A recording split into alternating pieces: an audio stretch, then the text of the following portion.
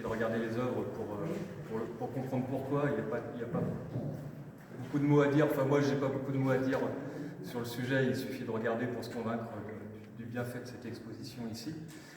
Lucien nous a proposé après rapidement d'exposer avec les œuvres de Mathias.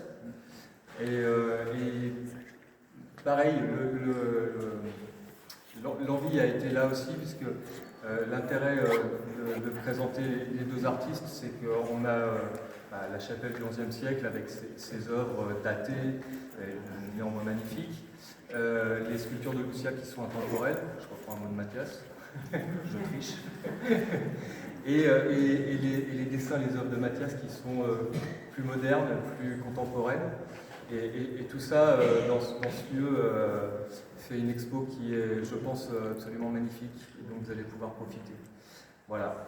En ce qui me concerne, j'ai fini. Je vais laisser la place à Mathias, pour Lucia, qui vous parler en premier. Oui. Bon, je n'avais pas pensé parler, je n'ai rien préparé pour dire quelque chose, mais moi, je remercie à Franck qui m'a appuyé pour pouvoir faire cette exposition. Et en plus, parce que c'est très dur de transporter les choses, on a dû faire 4 voyages en voiture pour amener tout. Et ça a été très difficile aussi la montée, aussi, parce que c'est un espace tellement magnifique ici, qu'on a peur de que ce ne soit pas joli comme on le met ces choses. Et en même temps, je remercie aussi tous les services de la ville de Tessy. Ils ont été aussi d'une certaine façon présents parce qu'ils ont fait les affiches, les invitations, et il y a les pots aussi. Et bon, c'est ça. Et en même temps, bon, je vais parler de mon petit-fils qui, à partir de 2 ans, je l'ai appris à tenir un crayon dans la main. Au départ, il se le mettait dans la bouche et il pensait que c'était pour les mordre et tout, jusqu'à qu'il a compris qu'on pouvait faire des lignes, des tracés, et ça a commencé comme ça, avec lui.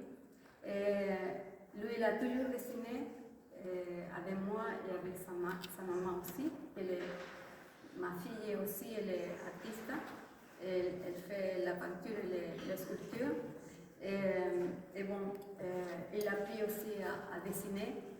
Il y a des histoires, des petites histoires. Par exemple, ma fille, si voit la télé avec lui, ils sont toujours en cahier de dessin dans les jambes pour dessiner pendant qu'ils voient un film. Ça veut dire qu'ils ne laissent jamais de dessiner. C'est quelque chose qui s'était bien ancré dans moi, dans ma fille et dans Mathias. Et moi, je pense que c'est la transmission et l'héritage que je pouvais les donner à ma famille.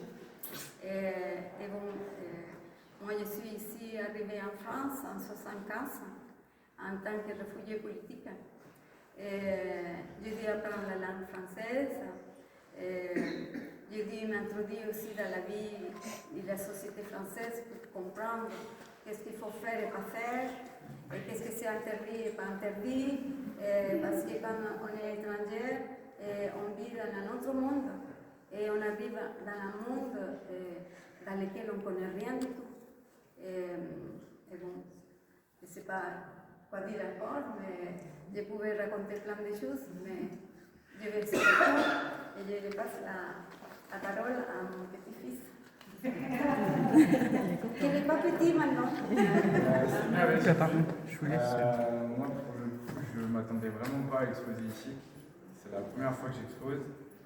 C'est une première, une superbe expérience.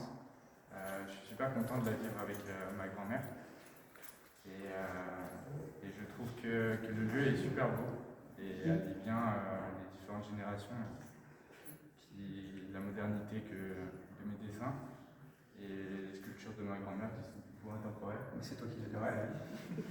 Et je voudrais beaucoup remercier aussi Pascal, Lilia et Franck qui m'ont aidé à installer tous mes dessins et aussi à transporter la sculpture de ma grand-mère. Très bien.